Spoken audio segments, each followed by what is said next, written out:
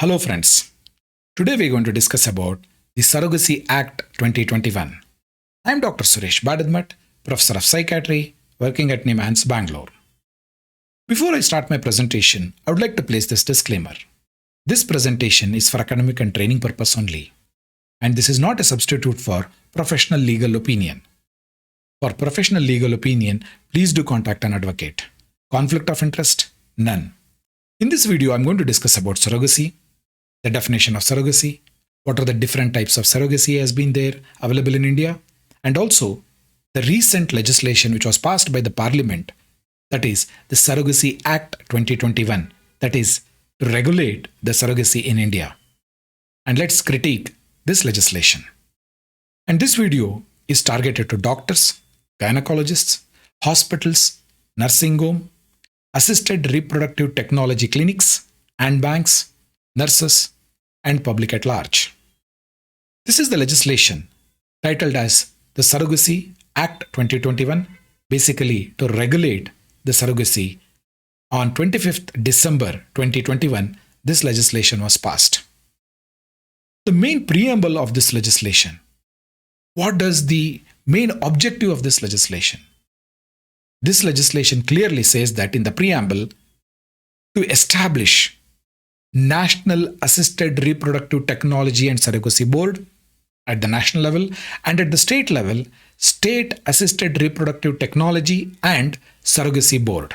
Further, appointment of appropriate authorities for regulation of the practice and process of surrogacy. That means this legislation forms three statute bodies: national level surrogacy board, state level surrogacy board, and appropriate authorities to regulate the practice and process of surrogacy. That means this legislation is very clear. They want to regulate the surrogacy practices. Here, as I mentioned, the three important statutes. First, National Assisted Reproductive Technology and Surrogacy Board, also called as NART-SB, and State Assisted Reproductive Technology and Surrogacy Board at the state level. And further, there is something called as National Assisted Reproductive Technology and Surrogacy Registry. It is a registry here. Along with that, appropriate authorities. So these three important statutes will not only deal with the Surrogacy Act 2021, but also this is the same statutes which will be playing an important role in one more legislation, that is the Assisted Reproductive Technology Act of 2021. And these are well described under the Surrogacy Act of 2021. That means these two legislation, the monitoring and implementation bodies are these three. The first one is National Assisted Reproductive Technology and Surrogacy Board, State Assisted Reproductive Technology and Surrogacy Board, National Registry, and appropriate authorities. So these three important statutory bodies play a role in both the legislation. If you look at the National Assisted Reproductive Technology and Surrogacy Board, which has 24 members, the chairperson is the health minister.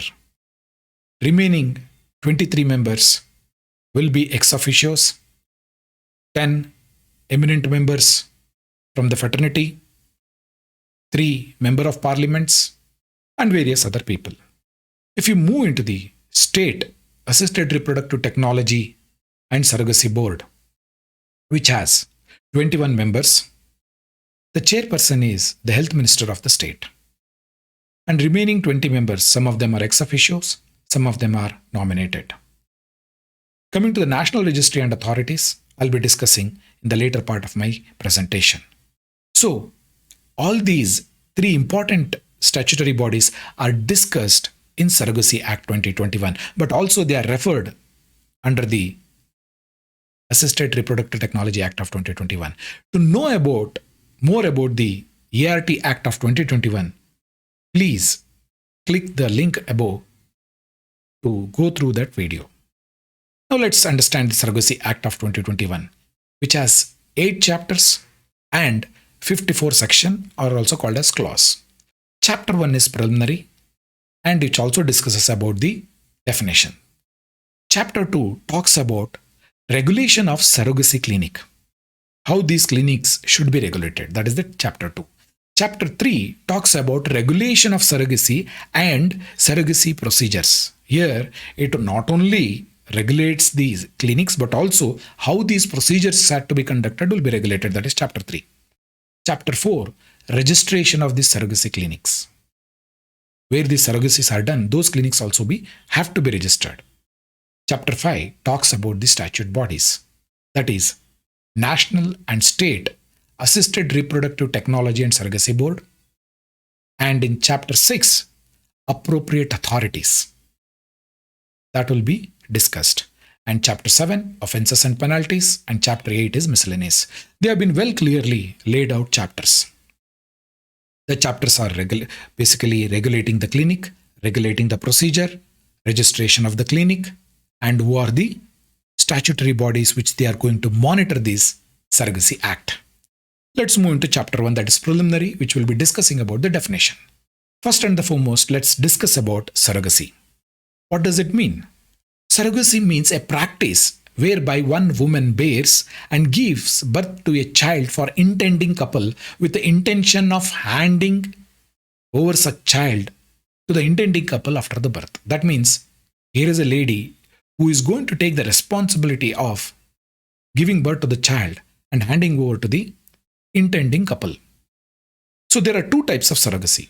One is altruistic surrogacy and commercial surrogacy. Here, the lady who is going to carry the pregnancy will in no way be related to the child which is going to be born. Here, the ovum and the sperm from the intending couple will be placed in the uterus of the surrogate mother.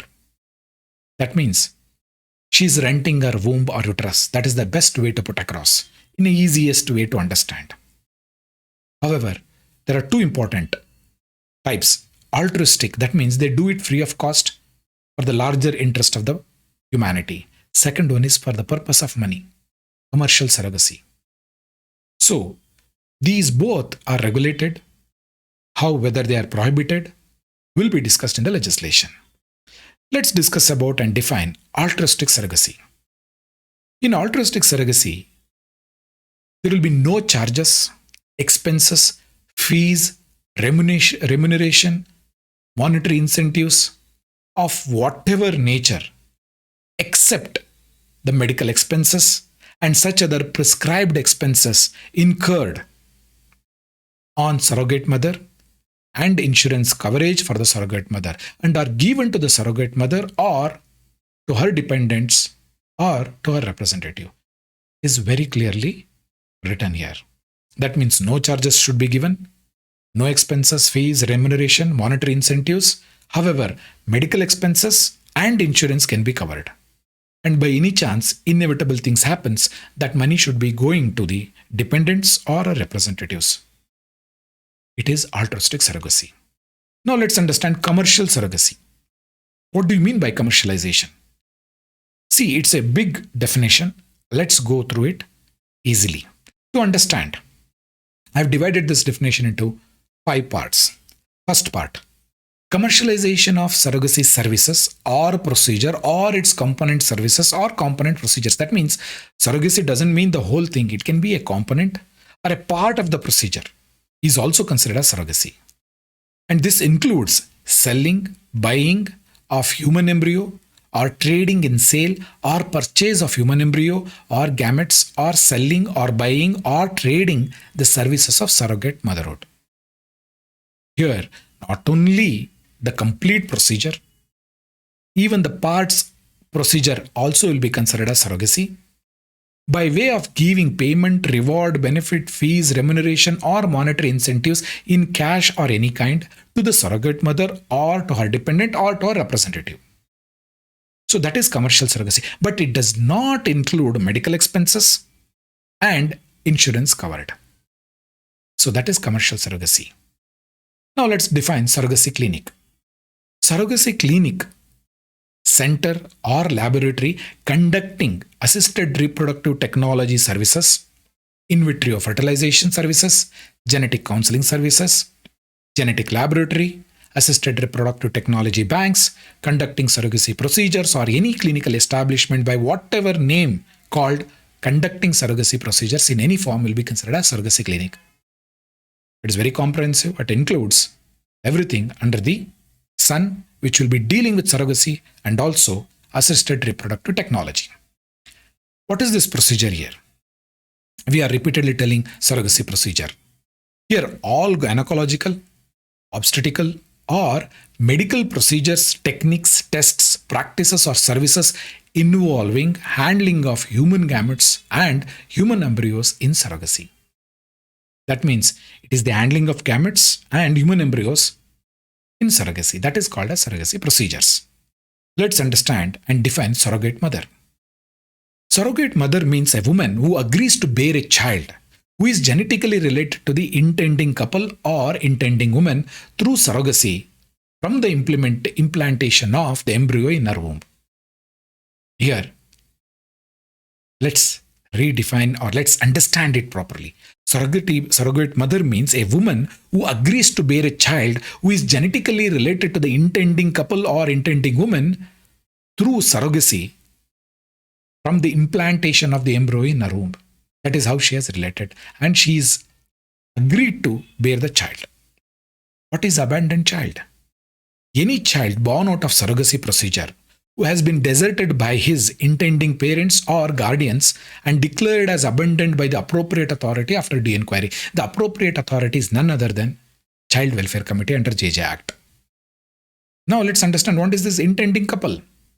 Intending couple means a couple who have a medical indication necessitating the gestational surrogacy and who intended to become a parents through surrogacy. That means there should be an indication for gestational surrogacy. That means there is high possibility, or they have tried but they are infertile and they need a womb to be rented. That means there is a medical indication and they have intended to become parents through surrogacy. Let's discuss about intending woman. Intending woman means an Indian woman who is a widow or a divorcee between the age of 35 to 45 and who intends to avail this surrogacy. That is intending woman. Now let's go into chapter 2. That is regulation of surrogacy clinics. In this chapter, how these clinics will be regulated will be discussed. All these surrogacy clinics need to be registered, and commercial surrogacy is completely prohibited in either undertaking commercial surrogacy, promoting it, offering it, associating it with any commercial surrogacy will be punished. And when you are running this surrogacy clinic, you should not employ unqualified people to do this surrogacy or assisted reproductive technology. And no one will conduct MTP in surrogate mother without her consent and appropriate authorities' permission. And it should follow Medical Termination of Pregnancy Act of 2021. That means nobody will force the surrogate mother to undergo MTP. If they are planning to do MTP in a surrogate mother, it has to be with the consent of the mother and also from the appropriate authority, and it should fulfill the criteria of MTP Act.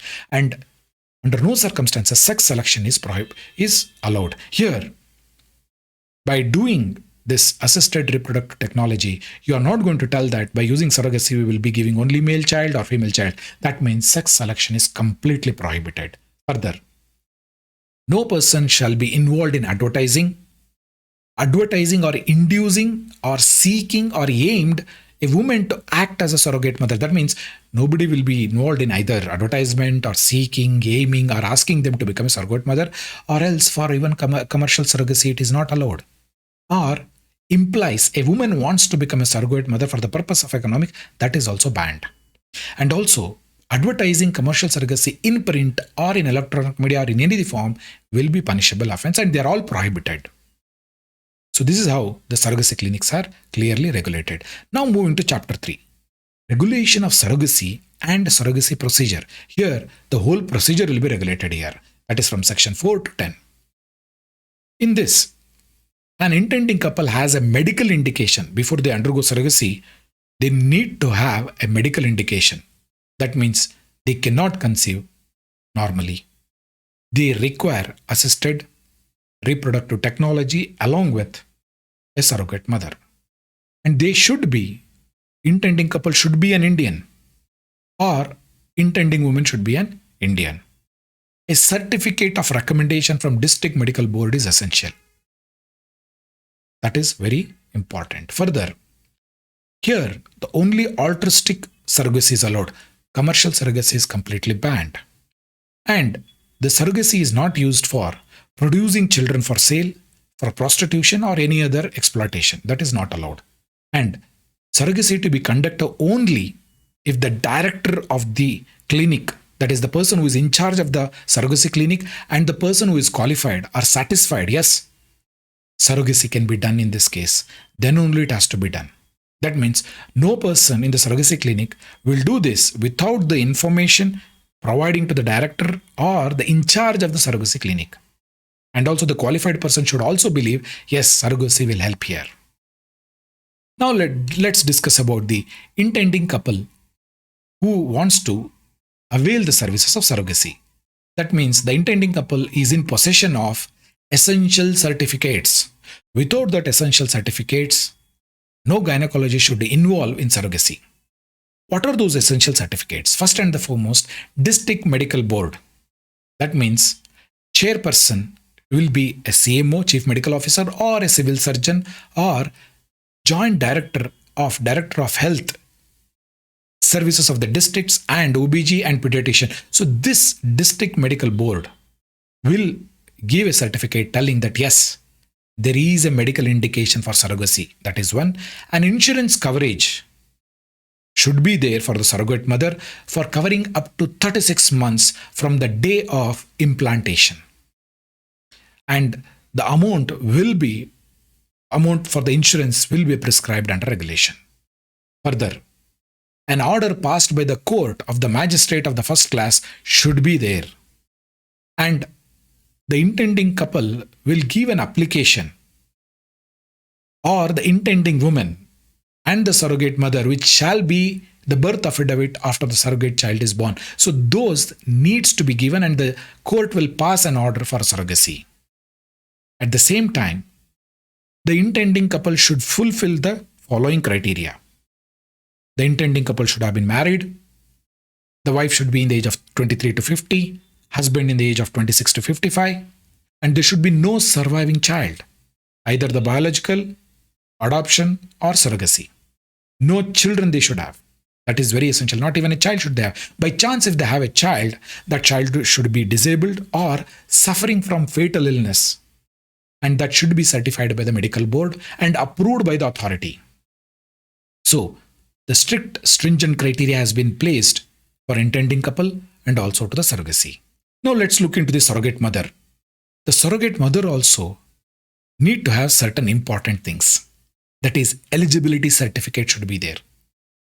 The surrogate mother should be a married woman having a child of her own and between the age of 25 to 35 years on the day of implantation of the oocyte. And she cannot donate her egg or oocyte. It is only the womb will be rented. Here, no oocyte or gamete can be given by the surrogate mother. That is very clear. That means only the womb, that is the uterus, will be taken for rent. And the eligibility certificate also clearly says that once in a lifetime, a surrogate mother is allowed. That means she cannot become again. Only once she can become. But however, the number of failed attempts of surrogacy, that means they have implanted the ovum and the abortion occurs after 3 months.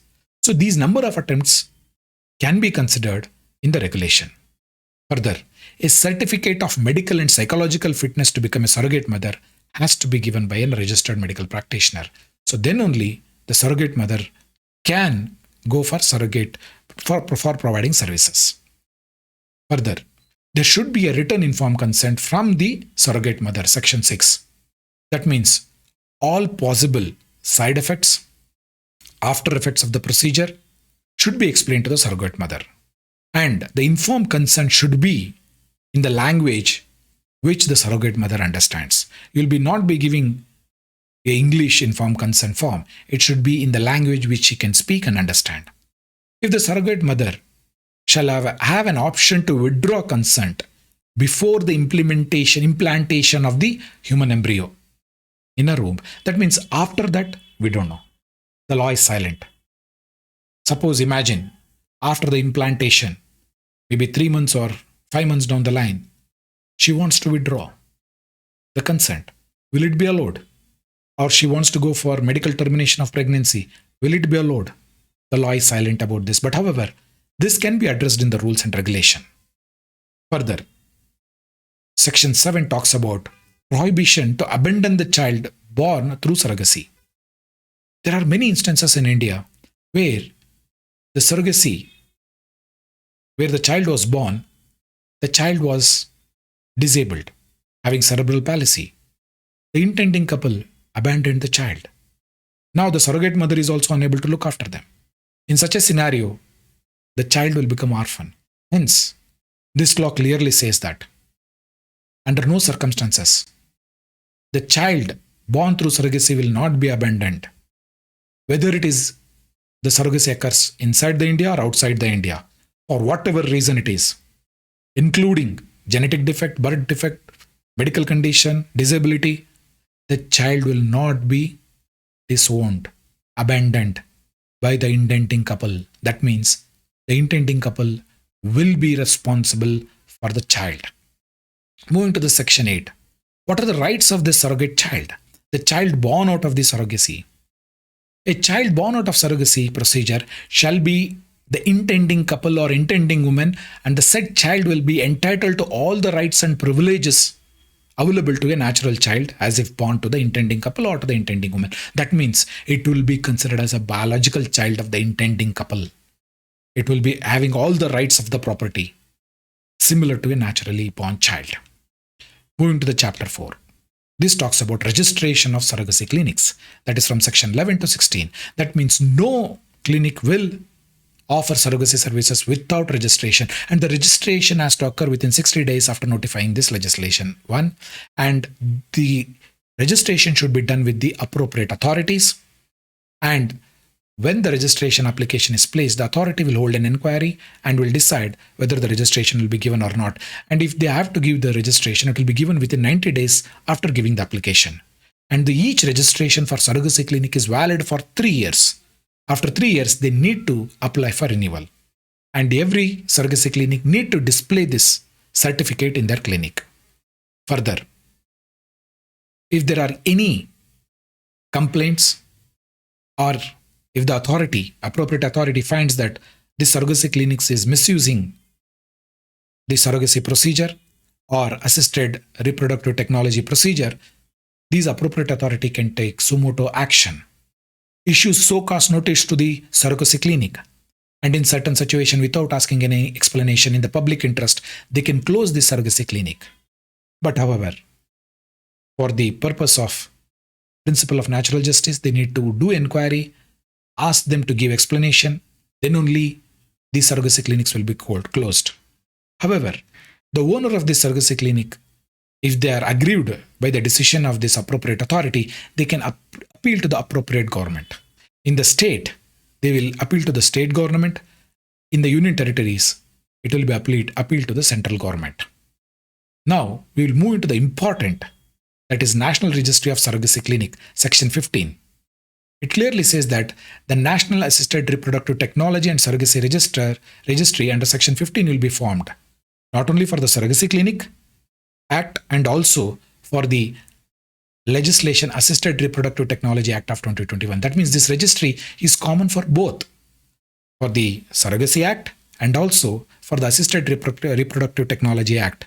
This registry is for registering the clinics, registering the banks, registering the donors, registering the surrogacy mother, registering ovum, how many are there, how it is kept, who are the people involved in these services. That national registry should be done, and this is the need of the hour. Moving to the Chapter 5. The Chapter 5 talks about two important statutory bodies. First one, the National Assisted Reproductive Technology and Surrogacy Board and State Assisted Reproductive Technology and Surrogacy Board. Both are discussed in this chapter 5.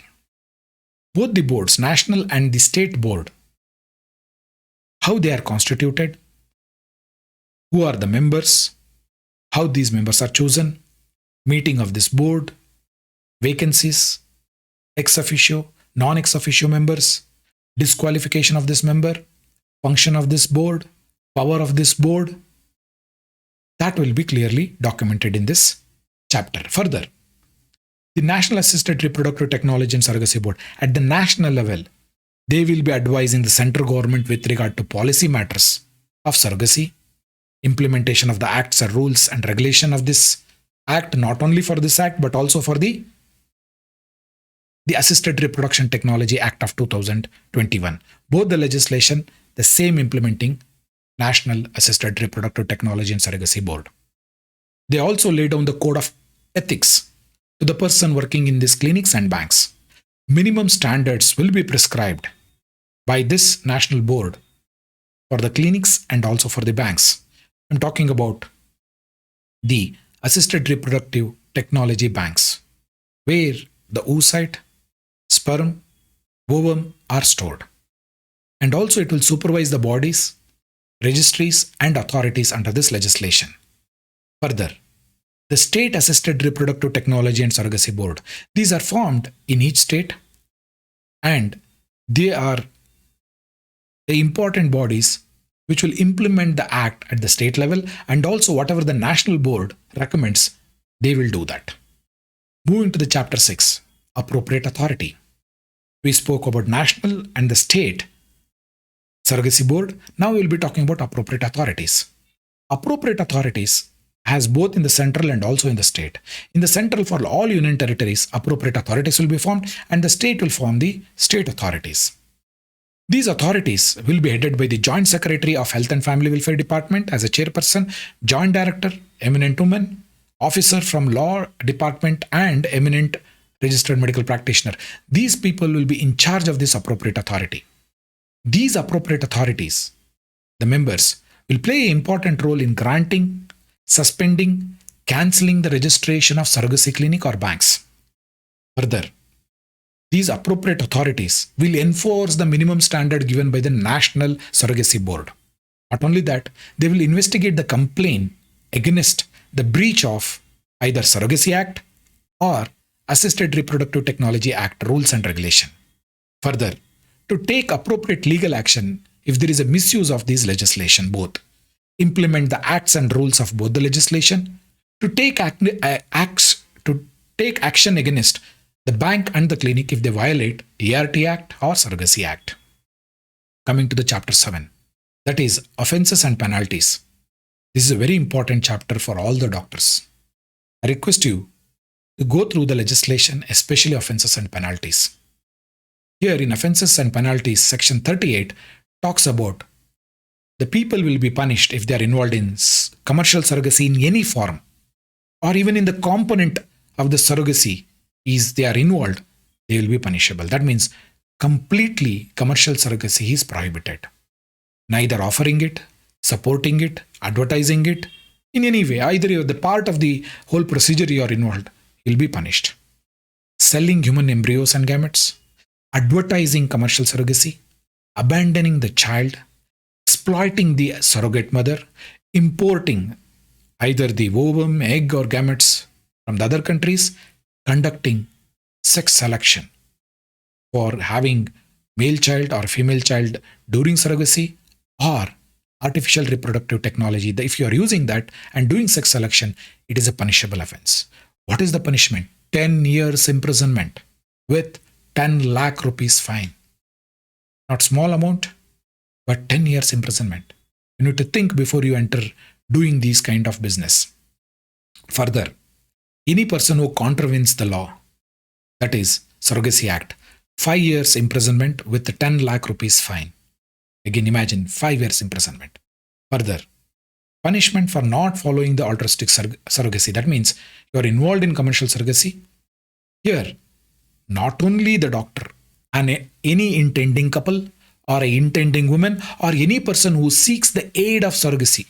That means if they are involved in commercial surrogacy, either the intending woman, intending couple, or any other person who are involved in this, 5 years imprisonment with 5 lakh rupees fine. Further, if they continue to do the offense subsequently, 10 years imprisonment with 10 lakh rupees. Look at the number of years of imprisonment. But however, Section 42 is very clear. Presumption in the case of surrogacy. Imagine, the court shall presume, unless contrary is proved, that the woman or the surrogate mother was compelled by her husband or intending couple or any other relative, as the case may be, to render the surrogacy services, procedures, or to donate gametes. That means the law takes this understanding: if the surrogate mother, either she is pushed by the husband or by the intending couple or any other relative so that she becomes a surrogate mother, or she has been forced to give oocyte, so then it is again a punishable offense. Further, under Section 43, all offenses under this legislation are cognizable, non-bailable, and non-compoundable. That means no bail is given, cognizable and non-compoundable. Further, a complaint made by the national board or the state board or by an officer authorized by it, then only the complaint will be taken. Further, a person including in social organization who has given a notice for not less than 15 days to the appropriate authority to the alleged offense and of his intention to make the complaint to the court. And this complaint will be taken by the metropolitan magistrate or a judicial magistrate of first class and shall try the offences punishable under this act. That means the police cannot take it. Only a complaint made by the national board or the state board and the officer authorized by it will be giving the complaint. Further, there is no plea bargain is entertained here. They do not apply in this legislation. Although they are mentioned in the Code of Criminal Procedure of 1973, plea bargaining is not allowed here. Coming to the last chapter, that is Miscellaneous. Section 46 to 54. Here, it clearly says that maintenance of records. Section 46 says that the surrogacy clinic shall maintain all records, charts, reports, consent letters, agreements, and all the documents under this act, and they shall be preserved for 25 years. Not 1 year, 2 years, 25 years they are to preserve. Not only that, imagine if there is a legal issue is involved, and then till the case is closed, the medical records will be kept, or else if it is 25 years, the case is closed, and if it is not reached 25 years, then the 25 years will be taken. Whichever is more will be considered as the requirement for maintenance of record. But however, if there is no case, court case, 25 years. And if there is a court case, it may be 40 years, if the case goes on forever. Further, this Miscellaneous chapter talks about power of the central government making rules and regulation, the power of the state government to make rules and regulation. At the same time, this legislation also gives power to the authorities to search and seize the records, and also to power to make rules and regulation. And this is an additional legislation with other health related laws. That means you cannot say that my surrogacy clinic is registered here, I will not register under Clinical Establishment Act. No, you need to register under both the legislation. That means this is an additional law, not a substitute law for other laws. To critique whether this law is good. Yes, this legislation is very, very comprehensive and clearly prohibits surrogacy, that is, commercial surrogacy is prohibited. Regulation of clinic, procedure, donor, and surrogates are written very well. National registry is the need of the hour. Insurance for the woman for 36 months is welcome step. And linking this Assisted Reproductive Technology Act and Surrogacy Act is welcoming. These are the very important points with regard to this legislation. However, there are negative points. Punishment is very, very severe. 10 years imprisonment. Prohibition of commercial surrogacy. That means this will hamper the growth of this industry. Imagine everybody has to do altruistic surrogacy. How many of them will be ready to rent their room? That means this industry will be decreasing in no time.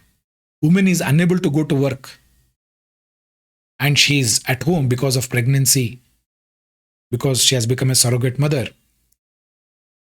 This legislation should have compensated for her time, and if she is working, her salary had to be paid. That is missing.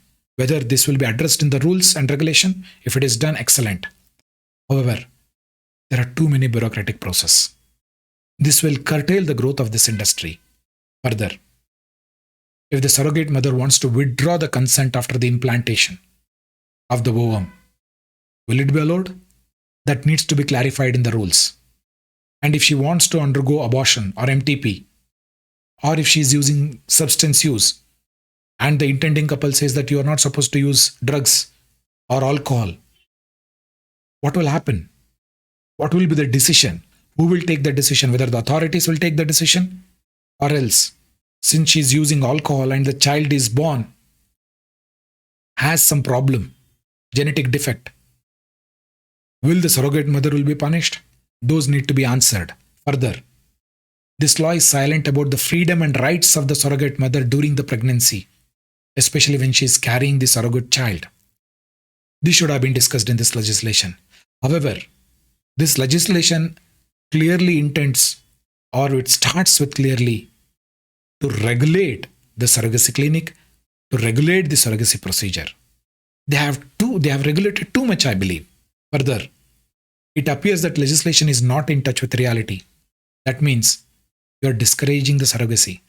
That is the reason they have written such a strict law with strict punishment. Think about it. Altruistic surrogacy, stringent punishment, too many bureaucratic process. Will this help the growth of this industry? Obviously no. That means in near future, we will see here and there few altruistic surrogacy. And this surrogacy is allowed only for Indians, not for outside. That means medical tourism is going to come down dramatically with regard to surrogacy. That we need to understand. Further, hope in rules and regulation, there will be some breathing space for the surrogacy clinic and the professional working in this area. Thank you very much for giving your valuable time. Stay safe.